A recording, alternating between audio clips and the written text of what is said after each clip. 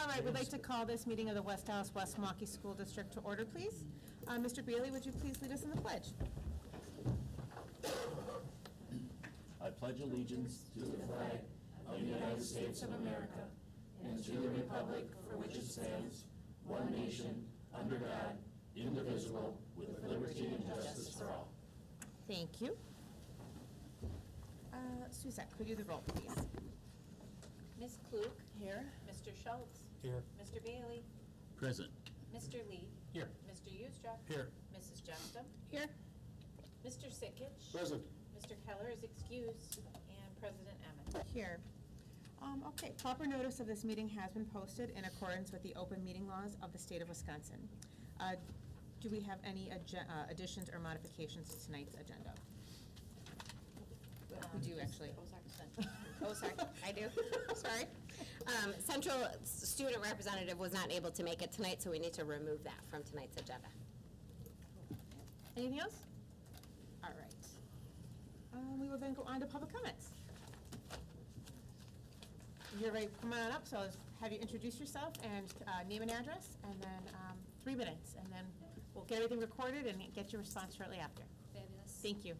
My name is Heidi Agner Bailey, and I reside at the residence of 2571 South 95th Street. And I am here based on my children, all 3 of them go to General Mitchell School, and received their last report card, and was kind of in shock of what I saw and questioned grading practices within General Mitchell School, as nothing had been further communicated with my 3 children in regards to how they were doing performance-wise, other than A's and B's. And getting their report cards, C's were coming home, and I questioned what was taking place with the classroom teachers. And I was made aware that they are now, or were at General Mitchell School, taking 25% of the MAPS score and factoring that into their grade. That is a standardized test score, and as a parent, it was never communicated to myself, my husband, that they were now taking standardized test scores in consideration of classroom grades. As a parent, I find that extremely alarming, to the point where I pulled all 3 of my children off all standardized tests from here into the future until the district figures out what the current grading practices are going to be. I did get in touch with Deidre and questioned the grading practices, asking her if this was a district initiative, because that is what I was told by a teacher within the building, and it was not supported by the district. It is not a school district initiative, but it was a building initiative at the time, and it has not been communicated to me if this was from principal directive or if this was just taken on by teachers. So I, as a parent, am very frustrated that my kids are now being labeled with a test score that shows them what their performance is in a classroom, where that should never be a factor. It should be an indicator of where their progression of learning needs to progress, but it should not be a factorization in their grade. It has now been communicated that it has been taken back and my child's grades have been adjusted on their report card, but my fear is that this has not been communicated to the rest of the General Mitchell population, and other parents are unaware that this was a factor on their child's report card. So I asked the school board, the school district, to have that building be held accountable to communicate this to parents and have other students who have been heavily impacted by their test scores to have those grades changed on their report cards. Thank you. Thank you. Thank you. Thank you. Thank you. Tiffany Wakowiak?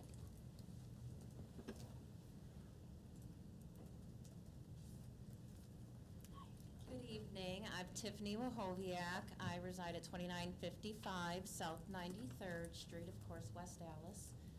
I too am here with the concerns with the MAPS testing that was done, which is fine, but was not aware that it would be a part of my child's grade. That has been rectified, and I too piggyback on that it should be communicated to the parents, and that it could affect children when it comes to like the presidential awards as well as the fitness awards. I'm just glad, Deidre, and I do appreciate your response in that matter.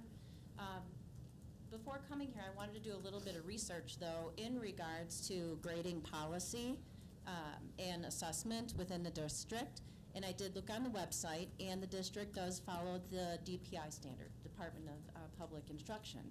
And when you go to DPI, which I'm sure you're very well versed in that website, it's not very user-friendly. And I really could not find any type of grading policy that they have in place. My concern, though, resides with my child, specifically in 4th grade. Because of this MAPS testing and applied to his grade, I then found out how the grading was broken down by percentage.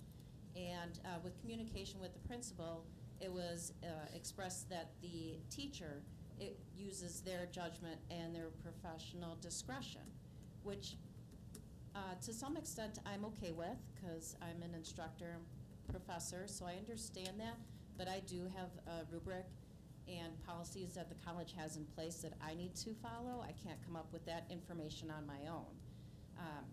So, moving forward and looking at, I'll specifically spell it like 4th grade.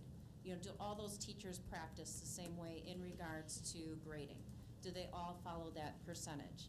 Now, if my child moves to 5th grade and his grades are different, is that based on different percentages that those teachers have? So not only within that grade level, but also with different grade levels is my concern. There seems to be not a consistency, and that to me I find concerning as a parent. And so that's what I wanted to come to you tonight to see if that is something that can be looked at. I know I can't get answers, but I'm hoping that can be addressed in the future. I know that Mr. Johnson does provide, as he put it, some guidance for teachers in developing their grading policy, but leaves it up to their professional judgment. And keep in mind that some of these teachers have this is their first year teaching, so may not have that knowledge, background. They may not have a coach or mentor to help them with that process. Thank you. Thank you very much. Thank you. That's all we have listed for public comments. Were there any others in the back? No? Okay. All right, we will go on to the superintendent's report. Excellent. So we're going to start tonight, since we don't have a representative from West Allis Central, with West Milwaukee Intermediate School and their school showcase.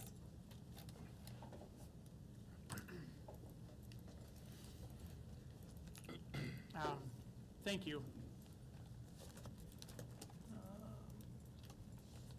I'm Principal Tom Blair of West Milwaukee Intermediate School. Thank you for having us this evening. To start off our showcase, we want to talk about some of the highlights that we've got in our most recent school report card. While we're not satisfied with the score that we have, we did find some shining spots on there. In our student achievement, we did want to recognize that there were increases in both the ELA categories and the math categories over the last 3 school years, from the 15-16 school year to the 17-18 school year. ELA has gone up from 20.7 to 24.4, and math has increased from 15.1 to 21.3. We'd like to increase those improvements every year, but we're proud of where we're at with them, that we are still moving forward. Also, we like to recognize that we are a very culturally diverse school, one of the most culturally diverse middle schools in the Milwaukee area, if not the state, which we're very proud of. When we look across our lunchroom and our school, and we see kids from all different socioeconomic and ethnic backgrounds. And to talk a little bit about our clubs and activities, Associate Principal Ryan Hammerman. Hi, good evening. At West Milwaukee, we take pride in educating the whole child. Some of our progressive hard work and many of our staff members that are here will address and highlight some areas. At the beginning of the day, we really spent a lot of time on greeting and meeting kids by name at the door, and we have a point of entry breakfast, which kind of starts us off. And the reason why we want to talk about the point of entry breakfast and also the clubs, it's the connectedness of having a safe and welcoming school at the beginning of the day, but then also extending after school hours in terms of opportunities to work with kids. We're proud to say this is in one of our highly visible areas in the main hallway on the second floor, just outside the main office. We're just about to 20 clubs, and we have more than 125 participants. When I say 125 participants, that would give the credit to the student that may have signed up for 3 of the clubs on a Monday, Wednesday, and Friday. So this year, what we found is we had to be really mindful in terms of the days of the week. Obviously, Friday's not as popular as a Tuesday, Thursday offering, but as well as a variety. Most recently today was really kind of a neat moment. I came down to Mr. Blair, and we're working with the student to be more connected in school. And he would kind of admit that his way of trying to earn his respect with his peers is to kind of fit in and do some of the negative things. And I was pretty honest with him. I said, you know, if you really want to earn respect from your classmates, we want you to be good at something. So he thought about it over the weekend, and I assured him I would call him down today, and I did. And he's going to start the anime club on his own. He goes, really? I can be president? So, you know, the idea that, you know, it's custom and we're full service to the student to meet them kind of at their level, to really connect them further to school, and to be an open campus at the beginning, throughout the day, and to the extended hours of school. At this time, I'd like to introduce Ms. Holly Skelton. She's going to talk to you a little bit about the hard work with the PBS initiatives, as well as the PTSA.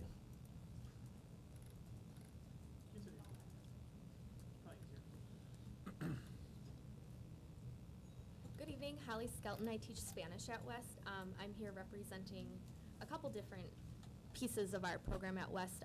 I wanted to highlight our PTSA. Our president, Wendy Lewis, couldn't make it tonight, but we just wanted to highlight some of the events that we've brought to West Milwaukee through our PTSA. Our goal with PTSA this year is to positively engage our families in the school culture and community by doing more things that they can attend after school. We have 100% staff membership in our PTSA, which we're really proud of. This is the 3rd year in a row that we've had that. And some of the events that we've run this year alone include our color run, our haunted hallway. We've had our vendor fair and pancake breakfast. That was the first year we kind of brought that back, and it was pretty successful. We've had our Hunger Task Force food drive, which was a school-wide event, and our sixth annual chili cook-off. So every year it gets bigger and bigger, so we've been pretty proud of the way that we've been able to involve our families at West so far this year. And I will call Mary Pat Michaels up. There will be a 7th annual chili cook-off if anybody from the school board wants to try their hand at it. Just throwing it out Gauntlet's there. been thrown out, guys. Okay, so I have my pictures that you all recognize from the music showcase from last time. So in Deeper Learning, we have student-led rehearsals down at the bottom corner, guest soloists, and many others have joined. And then the adaptive music is up in the top by my name there. And they actually organized themselves, assigned parts, and just started playing one of their songs that they knew at the beginning of class without teacher direction, which was a huge thing that happened one day. We have our traditional concerts in December and May, and then orchestra also does a concert with Shining Strings in March. Last year we did a multicultural night, and we also did our Panther Idol Talent Show. In community involvement, you can see pictures of the a cappella choir leading the tree lighting, the Memorial Day parade that the band participated in, and then orchestra, along with Frank Lloyd Wright, did the West Allis a la carte. Orchestra did something new. Last year we had a professional string quartet come and perform a 45-minute concert.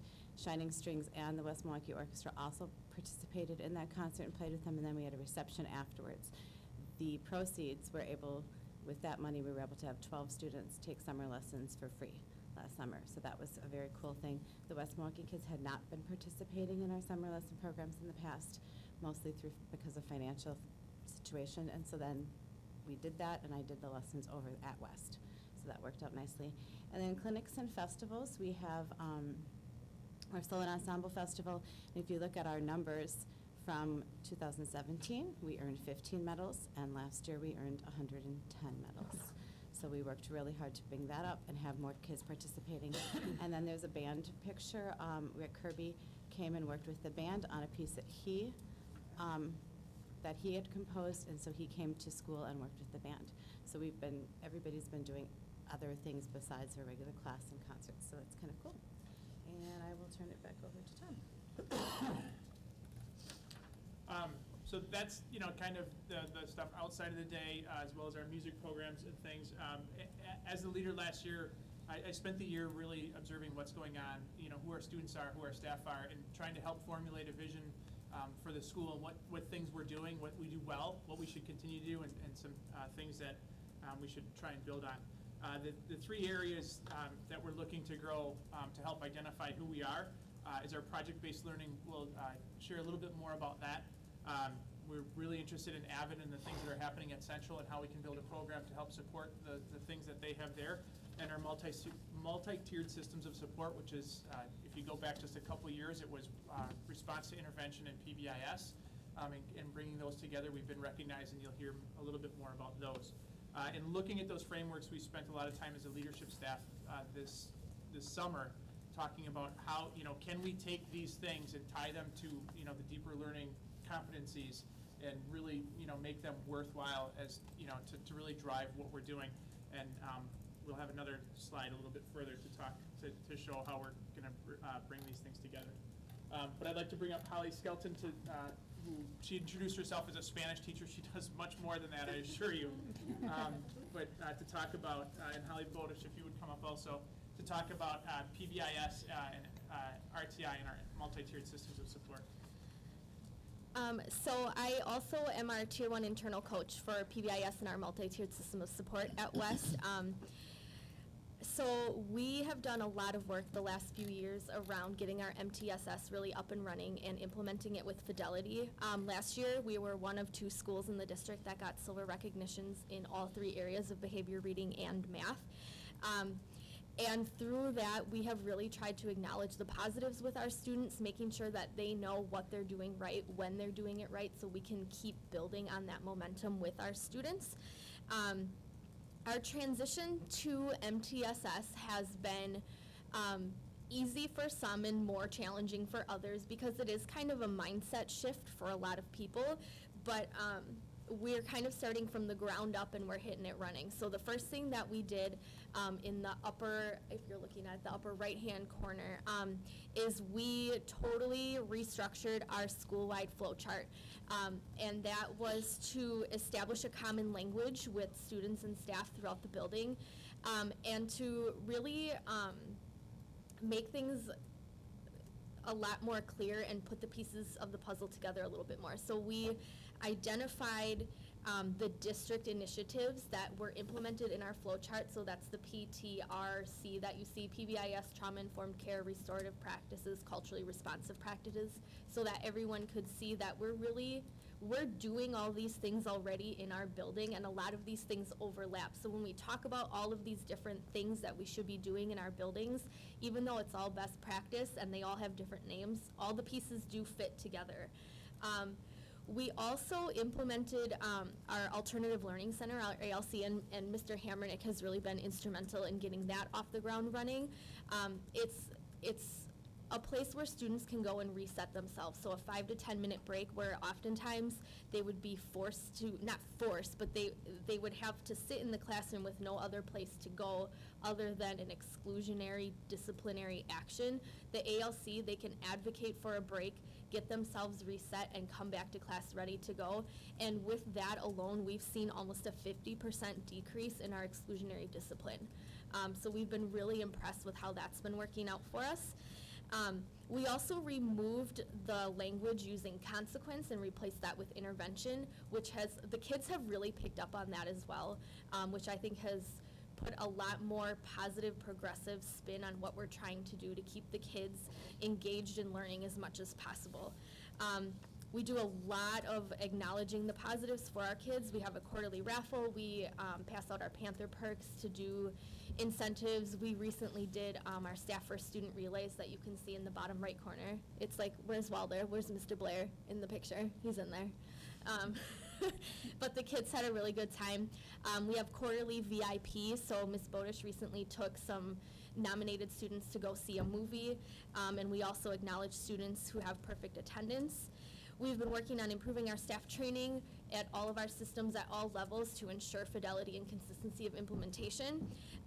And really what we're trying to do at the end of the day is build healthy relationships with our families, our students, and our staff to, like Ryan said, before school, end of school, and make that whole day a safe and consistent place for the kids. Do you want to talk about this? So this slide is in here. This shows a picture, Holly Bodish. I'm Deeper Learning Coach at West Milwaukee. This picture just shows what our calendar looks like for our morning home-based time. So each day there is a lesson around social emotional learning, PBIS, cool tools that teach expectations, goal setting, growth mindset. All of these things are tied into our home base. We have a team of teachers that work on these lessons to put them together, so there's a consistent message across the building for all students and staff. It's really neat to see if you ever want to come in the morning and see this in action, because you'll see and hear the same thing in every classroom for the first 15 minutes of the day. We've gotten a lot of positive feedback on that for people that have been there to see it.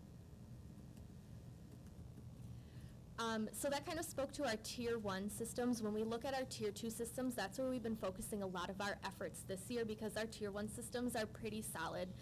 So one of the first things that we did was looked at our scheduling and figure out how we could expand our co-teaching and coaching models so that we could increase student time in the Tier 1 environment, because we really wanted our focus to be layering student supports rather than siloing them into tiers.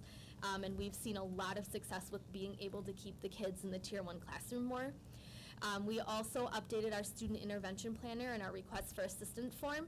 That has been very helpful in conjunction with Panorama to make sure we have all student data in one location. I can't tell you how invaluable that has been for us to be able to access everything in one place. It's been really good for putting together student plans and setting their interventions and tracking their progress. When we start our Tier 2 supports, we've been working to have more student and family ownership and involvement, really being proactive about getting that weekly feedback to families and including students in the planning of their interventions. What would motivate you to be successful? Why do you think you're not being successful in these areas? What type of plan can we help set up that you're going to buy into?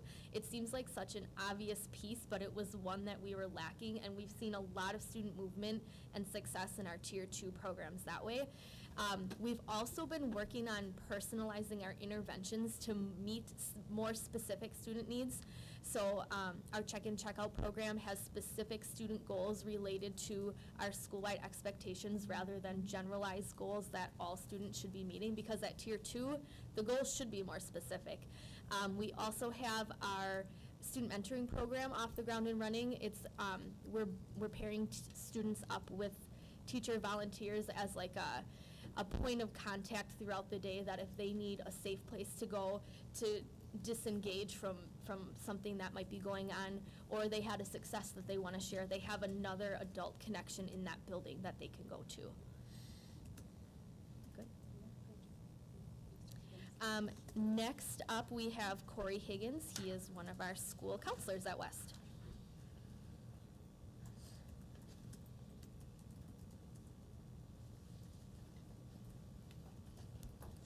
Good evening, my name is Corey Higgins. I'm one of 2 school counselors at West Milwaukee Intermediate School. And I'm going to kind of further talk about educating the whole child and kind of what we do in student services. If you notice the first 2 agenda items, I'll be talking about some of the mental health assistance that we've received this year. And a recent report came out as of last week through life expectancy. And one of the statistics that came out was there's been a 30% increase in depression and anxiety throughout the nation. We are definitely also feeling that within the schools. So to start off, I just wanted to say thank you to everyone in the building for providing some of this help and assistance for us, because it is absolutely needed. So we appreciate that help. It's kind of in its infancy, but we're working with St. A. Currently, we have 5 students meeting for individual therapy, and that number is increasing. St. A is looking to hire another individual to help us out, because our number is increasing there. Through St. A, we're also working to create groups for students of incarcerated parents and students of divorced parents. We also have a therapist, Mr. Wolf, who meets every other Monday with 7 of our students for individual therapy. We have safe and supported groups with Joni and Alicia that meet every other week. We've got 3 groups running for 6th, 7th, and 8th grade. Holiday assistance, through the generosity throughout our community and surrounding communities, we were able to provide 10 of our families with a full Thanksgiving meal. Currently, we are assisting near 20-plus families for Christmas with the help of Aurora, West Milwaukee Police Department Shop with a Cop program, and we're looking to further that as well. Some of the curriculum that myself and the other school counselor deliver is mindfulness within the classroom, internet and cell phone safety, anti-bullying lessons, AOTA lessons, personal safety, signs of suicide. Last week, we completed our 8th grade career fair, and through the feedback that we received in previous years, this was the first year that we included entry-level positions from the state fair and Culver's. Being that our students are turning 13, 14, 15, they're starting to ask questions about work permits and things, so that was a really nice addition, and the State Fair and Culver's really knocked it out of the park for us. They were a really great addition, and that we saw with some of the feedback this year that the students really got a lot out of that. We continue 8th grade planning, scheduling and transition conferences for every 8th grade student. We do elementary to intermediate transition presentations at every elementary school within our zone. We do SAG groups that's through data through PBIS, kind of dictate some of our needs within the building, and then we'll run groups through that.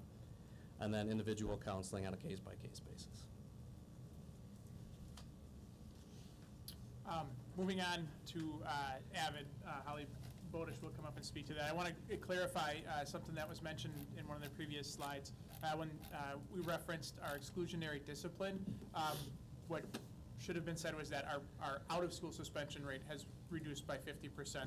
If we look at our overall exclusionary discipline, because we're trying to utilize the ALC and in school a little bit more so that we can do the restorative piece with the students and have them, the discipline piece be at our school. I mean, ideally at some point we want that to reduce, but it's slow steps, so we want to make sure that we're still following the protocols necessary for kids. Okay. So AVID is a piece that we are partnering with Central High School on. This is something that they've had for at least 8 years, if I'm correct, and running strong over at Central. They're looking now at the next steps to become a demo school. So this is something that's strong and up and running, and we want our students to have the strategies that are used at Central High School to help them be more successful when they transition. So last summer, 4 of our staff members, myself and 3 others, went to the Summer Institute in Minneapolis to learn about AVID with Central staff. And this year we're in our planning year. So this year we're committed to these things. We're doing site visits, offering site visits for staff, so I've been setting those up. We had one in September for 2 schools. I have more set up in February, and of course we can go to Central at any time and see AVID in action there. On-site and off-site PD, so morning staff strategy sharing meetings on Tuesday mornings, and I have that linked in there that you could go and see. We keep all of everything that we discuss in our strategy sharing meetings is there for staff to go back to. So we're doing a lot of AVID things in the morning. And we also, Central is allowing us to be a part of their after-school PD for AVID. So that's really nice too. We're going to be offering culturally responsive teaching in AVID. There will be a training offered in June, and then again, we will send more people to Summer Institute. And then building the partnership with Central is really key. We had a lot of our students really interested in AVID, and a lot more West kids are part of AVID at Central as freshmen this year than in years past.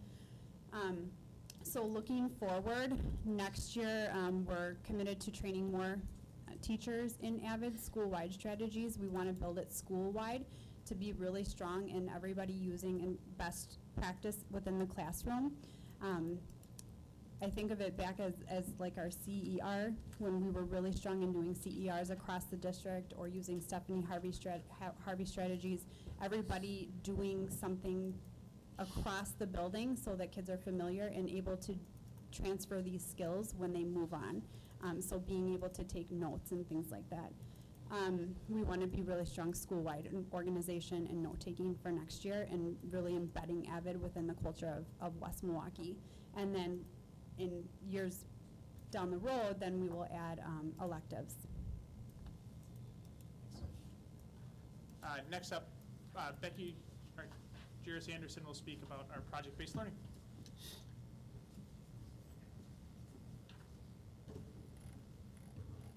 Good evening. My name is Becky Argers. I am the innovation coach at West Milwaukee Intermediate School.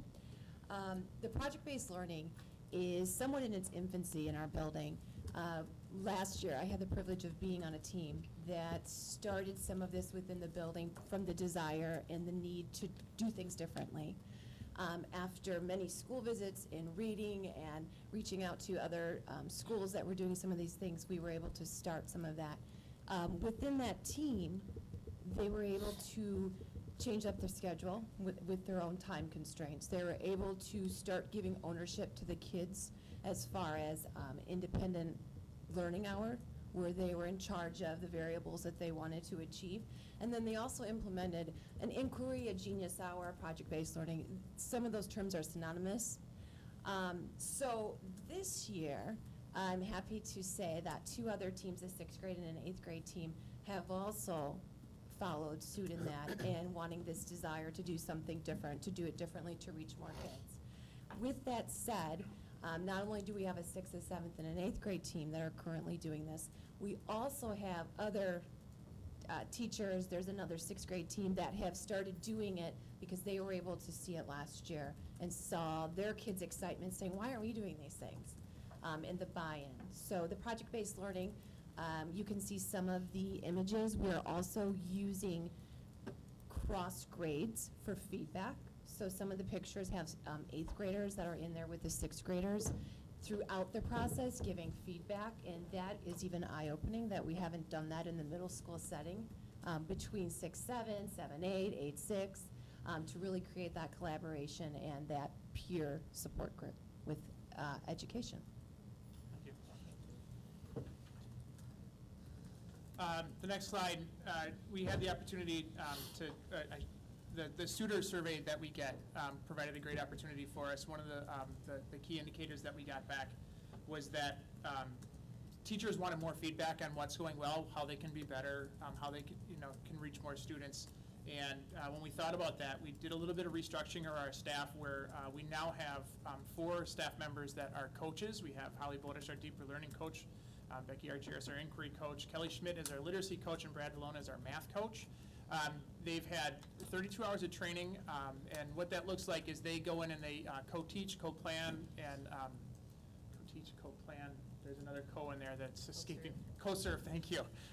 That they work with the kids. They for a short amount of time. Typically, it's can be anywhere from 6 to 9 weeks, identifying something that they want to help the kids improve on, the students improve on, and they work together and they look at what does it look like over the course of that cycle. And when we presented it as this is our way of helping them get that feedback that they want, because administration isn't always there, we also wanted to help differentiate between the feedback and the evaluation piece, so that it's their peers giving them the feedback that they desire. And it's so far we feel like it's been a success. 7 teachers have already completed formal cycles this year. When we looked at the math, it means that 168 of our 350-something students have had the benefit of being in a class that has been coached. And we have 7 other teachers that have been receiving coaching-type support, whether it's a project-based learning team that's getting some support from Becky Argyris or one of the other coaches working with multiple people at the same time. It's something we are looking forward to keep moving forward with. Our challenges that we have, you know this as well as we do, where we have one of the last unsecured entrances in the building. So, and I know that we're all working towards that, and if we could change it right now, we would. But that's something that we always have in the back of our mind. Another thing that we're fighting is the perception of our school. I really like it. One of the things that really makes me feel good and bad at the same time is when a guest is walking through the school and they say, it's so quiet, kids are so engaged, this is such a beautiful building, there's all kinds of cool learning going on. I can't believe what I hear about you outside of the, and it's kind of like, well, great, I'm glad you see it when you come in, but I'd really like to change that perception outside that we are a good school. There's great things happening inside our walls. We realized that our school report card, we took a pretty big ding for attendance. That's one of the things that we're attacking as a staff this year is reversing that attendance trend so we can get those 5 points that we lost. We do not have an SRO at our building, a school resource officer, and that's something that I've been working with the West Milwaukee PD on. It's not because they don't want or because the school's not providing it. If you look at police departments across the state, I actually spoke with some from neighboring districts, the city of New Berlin and Milwaukee. Police, they're struggling finding police officers all over. And, you know, to find somebody who wants to come in and work in a school makes it that much more challenging. Our schedule, as a staff, we've talked about the freedom we have to create the best schedule we can so that kids can learn and not be bound by bells and time structures.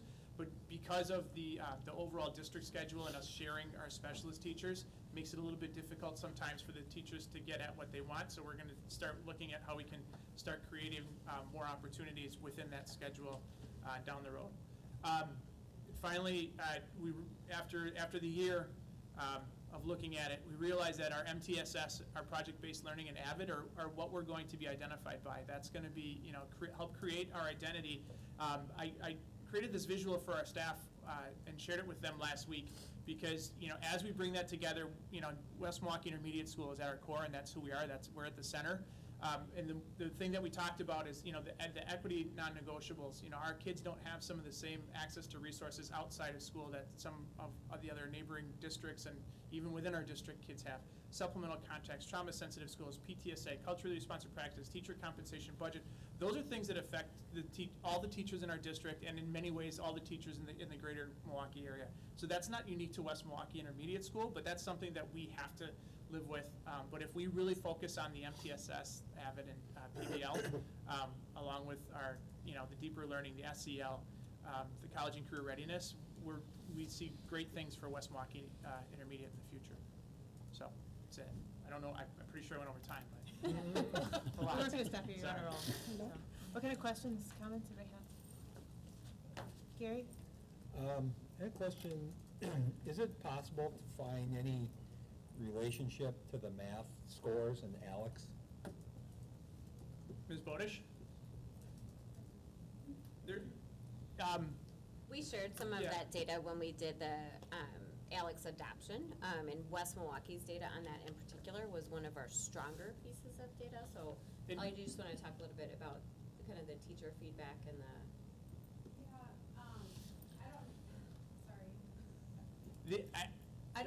We haven't actually done a direct alignment to see if there is an impact from Alex to, but what we do know is when we provide Alex for students at their entry point, then they do find success and they're learning where they're ready. So we're able to help them with skills that they need to fill in gaps.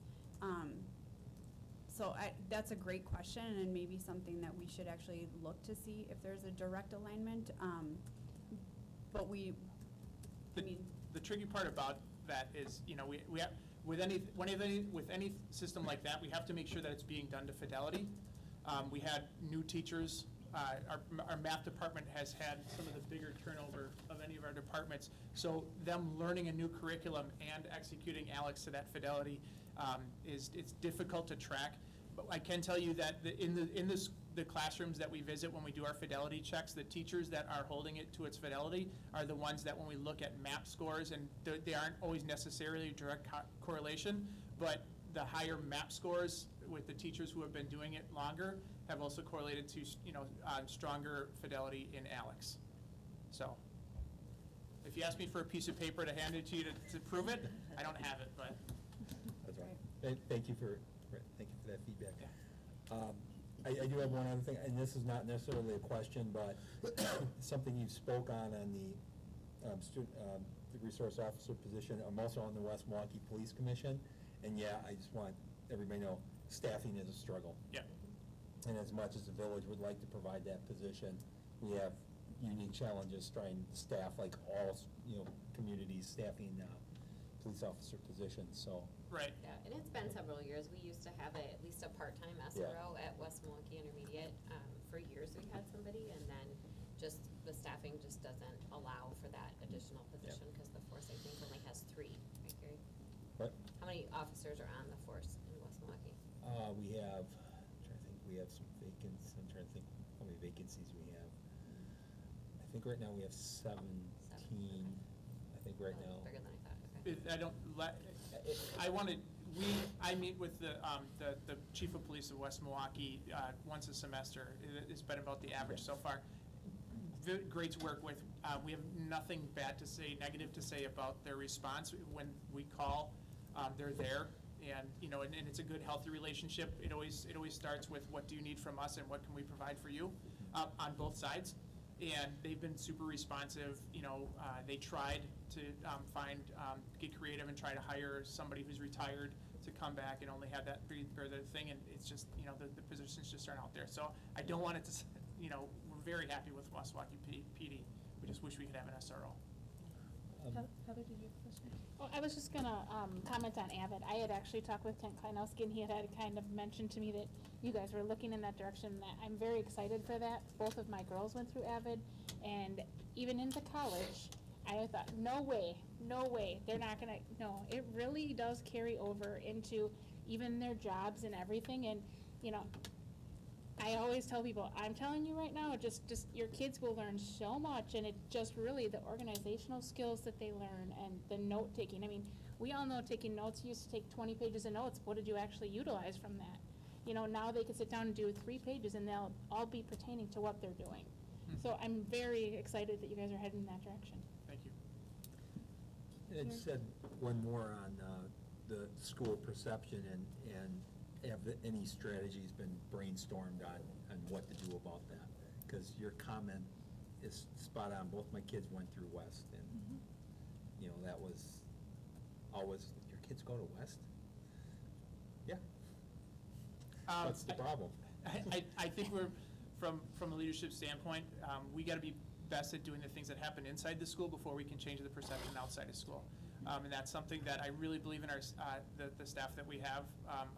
I've been affiliated with a number of different schools and worked with dozens of schools across the country, and I wouldn't trade working with these people for anything. For the challenging students that we have, they really are committed and dedicated to those students.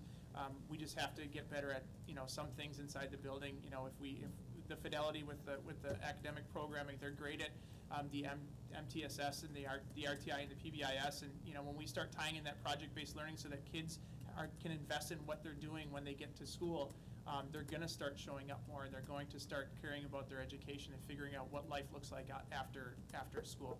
So we just have to figure out how to do things better inside the school, and that perception will change. Once we get really good at that, then we'll have the brainstorming sessions about how we change the perception outside.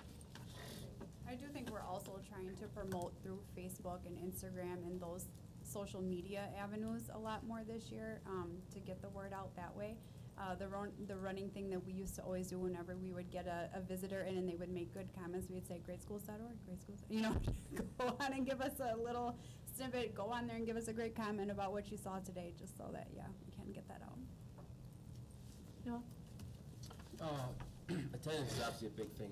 It's not just with West Milwaukee, with all of our schools, but I'm just to know what sort of maybe new things you're trying to do to try to increase your attendance at West Milwaukee. We've, Mr. Ryan Hammernick has done a good job partnering with Marla Baum and the nurses. We've gotten some cool opportunities to have some more incentive base, and we've actually seen a couple of those kids turn. Mm-hmm. It's amazing how when you can offer a student, a $100 gift card, and they can say, well, this will help put food on the table, help us get necessary needs inside our house, and those kids have, their attendance has improved. Bucks tickets, movie tickets. We've utilizing all the positive stuff. Getting those SEL resources like the counseling has helped start to get 1 or 2 more kids, and not like this. They're fixed, but they're showing up. Where they were missing 6 to 8 days out of every 2 weeks. Now they're missing 3 to 4. So we're starting to see those small things there. We're being more conscious of the attendance meetings that we're trying to have with families. The struggle is we can send out a letter saying we would like this meeting. The ones who come in and actually go through the process with us and realize we're not out to get them, we start to see a little bit of a bump. It's the ones who are still fearful that if they show up that it means something bad is going to happen to their family, that they're not showing up. So we got to figure out how to get to them. Mr. Hammernick and our counselors do a great job of going and doing home visits to making sure that these kids are safe and to reassure with the families. that the school is a good, safe place for them to be. And, you know, we're to the point now where we're having some conversations, you know, some of those families might need that reinforcement from the police department that, no, it's still, you know, compulsory attendance is still a law. And if you're going to be working against us, you know, maybe that is one of the tools that we have to use to, you know, get them to start showing up. It's kind of one of our last resorts, but it is something we're willing to utilize. Do you find that transportation is an issue with being outside a 2 mile, or just inside the 2 mile boundary, and then kids not being able to get to school? Some of our bigger attendance issues, yeah, they are right at that 2 miles, especially the ones that are just on the other side of the railroad tracks. And the 6th grade families, the parents struggle with, is that the safest thing for my kid? And we don't have the transportation, or the work schedules don't quite work. Yeah. You know, we found buddy families for them to walk or to get to and from school with. We've gotten a little bit of help there, not enough to really move the needle, but, you know, we try to partner them with other families. You know, that range for 6th grade seems to be, you know, that's close. Right. And we recognize it. I think the parents just need to hear that we empathize with them, that we realize that that is a long way for sometimes young kids, especially when it's the first child in the family. So that's why we try to set them up with, you know, some other resources. That's good. I mean, I know that is a struggle in elementary schools as well, but I know it's something that can be very difficult to have someone walking in this, especially as it's getting to the temperatures we're getting now, and worrying about something like that. So It's I'm glad dark. you have some strategies in place, right?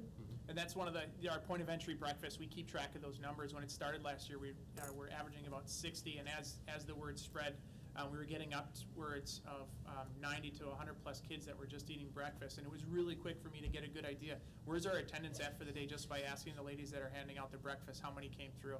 You know, we could see attendance patterns within the week. We could see, you know, all right, well, it's raining outside. You could have packed 30 less, you know, breakfasts, because those families are just going to come wander in. And one of the things that we've done is make sure that breakfast is available up until about 10 a.m. The last thing we want is a kid who's already day is not started off well to show up hungry. Right. And, you know, so we make sure that they do have food in their belly before we send them off to class. Did you have more comments, Bobby? I was just gonna ask about the holiday bazaar. I'm curious as to how you guys are doing it. Are you opening it to the public? Is it just for the kids? Are you doing donated things again? How are you guys running it now? Can I get back to you on that? Yes. Send you an email. Wendy Lewis is organizing that Okay. with our TSA, and we just started looking into logistics of that actually this week, so Okay. I'm very interested. Let me know. stand by. All right. Anybody else? We'll keep up all the wonderful work. Looking forward to hearing all the progress. Thank you. Thank you, all of you. Thank you very much. So next we have the legislative update. Wisconsin Governor-elect Tony Evers and incoming Lieutenant Governor Mandela Barnes will be officially inaugurated into office Monday, January 7th at 11 a.m. Following the inauguration, Evers will name his replacement for state superintendency. According to Wisconsin Statute 17.19, vacancies in elected state offices, such as state superintendent, are filled by appointment by the governor. The person appointed by Evers serves until a special election chooses a replacement, or if a special election does not take place until the term ends and a standard election occurs. And then there are no federal updates at this time. So on to our district recognitions. We have quite a few. So at Central High School, Central staff members collected food donations and raised money to make Thanksgiving baskets so that 22 students and their families could enjoy a Thanksgiving meal. Teacher Angela Gerlowski and Deeper Learning coach Ken Klanowski helped organize the incoming 9th grade academic preview night with over 120 people in attendance. The musical Shrek was a hit, and the cast and crew and pit orchestra did an outstanding job. The musical was directed by Jordan Pollard with musical direction by Ryan Zettelmore, choreography by Kristen Pajenkoff. At Nathan Hale, department chairs helped organize the incoming 9th grade academic preview night with over 350 people in attendance. Students and Peers with Purpose organized Red Ribbon Week with their advisors, Nikki Levine and Karen Zigman. Special events helped promote the importance of making drug-free choices, and over 400 students participated in Red Out Day. At Shared Journeys Charter Schools, Shared Journeys received a $5,000 grant from Associated Bank and $20,000 from the Castech Foundation. Students volunteered at a local food pantry to help organize Thanksgiving baskets. At Dockey, educational assistant Meg Holzhauer's leadership on creating and then improving the school's community closet was recognized during a site visit from representatives of the Wisconsin Department of Public Instruction. That was through our homeless grant. We have a required site visit, and one of the opportunities was to look at some of the resources we have for families in the district. So we had taken them to the community closet at Dockey, because it is very well done. At Lane Intermediate, the deeper learning coach Carrie Skonecki helped students run a food drive collecting 1,583 items. The 3 classes that collected the most went to Feeding America to help box them for distribution. At West Milwaukee, teacher Janice Janikowski received funding from Donors Choose for 2 additional 3D printers. And the Future Business Leaders of America members hung bags and flyers on 100 doorknobs in the neighborhood to support the West Milwaukee Lions Club drive to recycle new and used eyeglasses. And then, I think the last one, oh no, we have a whole nother page. Franklin Elementary, Kate Kapilewski and her 4th grade students worked with the city of West Allis and Mayor Dan Devine to decorate the Christmas tree at the West Allis Historical Society. Emily Peterson, Belinsky helped her students decorate a Christmas tree at Cathedral Square in downtown Milwaukee. And Franklin Elementary School partnered with Hunger Task Force to collect food for their food pantry. At Hoover, Lincoln Edgar in 3rd grade and Nadia Greenwald in 4th grade were nominated for the Emmy Award for the PBIS documentary on the book Nadia wrote entitled My Friend Lincoln. They got to walk on the red carpet in Chicago at the Midwest Emmy Awards. Teachers Tom Lutke, Kay Karen, and intern Kareem Assad took their 2nd and 3rd graders to Kids Christmas at the Village and Manor Park, and their students donated over 60 toys to the toy drive. At Horace Mann, music teacher Shannon Shamoya and the chorus sang the national anthem at the Milwaukee Admirals game. The physical education teacher Brian Marks coordinated the partnership. Team members came to the school to talk about literacy and meet students prior to the hockey game. At Mitchell, the Lego robotics team participated for the first time in the Oak Creek Regional Lego Robotics Competition. While the team did not move on to the next round, the students did an excellent job at their first appearance in a high-level competition. At Wilson, student Hope Marsicow was featured on WISN Channel 12's Tuesday Child. Students Melly Mercado, Lizzie Walter, Lily Schloss, and Catalia Martinez Nunez represented Wilson at the Young Authors Conference. And students Jade House, Melly Mercado, Eli Pavlik, Sienna Peters, Isabella Ramchek, Sam Zernhout, Marissa Becker, Nora Sanderson, and Lucas Piernick had their artwork featured in a holiday exhibit at West Allis City Hall. And then in athletics, at Central, the following student athletes were recognized on the Woodland All-Conference teams for the fall. In football is the scholar athlete Riley Whitehead. In football is the offensive honorable mention team Darius Grice, Brandon Nido, and Gunther Johnson. In football, on the defensive honorable mention team, Savon Norrington, Gunther Johnson, Tim Seymour, and Vincent Conroy Munoz. In soccer is the scholar athlete, Sam Jorgensen. In soccer on the second team, Sam Jorgensen. In soccer on the honorable mention team, Daniel Becerra, Jose Prado, and Sam Scher. In girls volleyball on the honorable mention team, Mackenzie Gordon. And then there are no additional updates and information items at this time. Okay. Well, great. Thank you very much for filling in tonight, Deidre. We appreciate that. Okay, we'll go on to item 8, the board president's report. We'll begin with a review of the board calendar. So tonight is Monday, December 10th, and we have a regular Board of Education meeting followed by a workshop from Financial Stability and Efficiency on the budget calendar. Immediately following that, we will have a closed session meeting. Then Monday, December 17th, starting at 6 p.m., a regular Board of Education meeting, and then our workshop, which is Board Development with Drew Howick. And then as a reminder, that winter break is Monday, December 24th through Tuesday, January 1st, and then classes will resume on Wednesday, January 2nd. Our next regular Board of Education meeting will be Monday, January 14th, again at 6 p.m., and then a Financial Stability and Efficiency workshop on open enrollment and Chapter 220 seats. Any board members have any community events or updates? Heather? I just wanted to say I went and saw Lane's production of Madagascar, and it was absolutely adorable, and I am just saying that was a huge cast, and I cannot believe how well those kids did for that large of a cast for their first musical. It was just phenomenal. Great. Yes? All right, good, okay. Then we will go on to item number 9, the consent agenda. Item 9.1, the approval of the minutes from the November 26, 2018 regular Board of Education meeting. Item 9.2, the employment summary. And item 9.2, the supplementary contracts. Does anyone need any items separated? If not, we look for a motion. Move to approve. Second. Okay, moved and approved and seconded. Any additional comments or questions? If not, all those in favor say aye. Aye. Opposed? All right, that passes. All right, and then we will go on to item 10, our action items. Item 1 is the 2019-2020 school calendar. So as we've seen already, we've had a workshop on this one, and we've discussed the results of the survey. The survey ended up coming in with 1,749 responses. We had 1,145 responses from parents and 629 from employees. So we felt like that was a pretty representative group.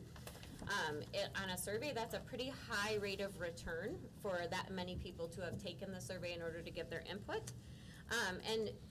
Ultimately, it came down to a difference between, or the option being the recommendation of choice D in the calendar. And so it is the recommendation that we adopt choice D in the calendar, which is the one that is attached, and I think you guys have a copy of, as well as the results of all of the surveys throughout the course of the time in which they were open. Any questions? Yes. So, there was some discussion in the comments that I was reading, I'm sure everyone else has read through all the comments as well, regarding consistency.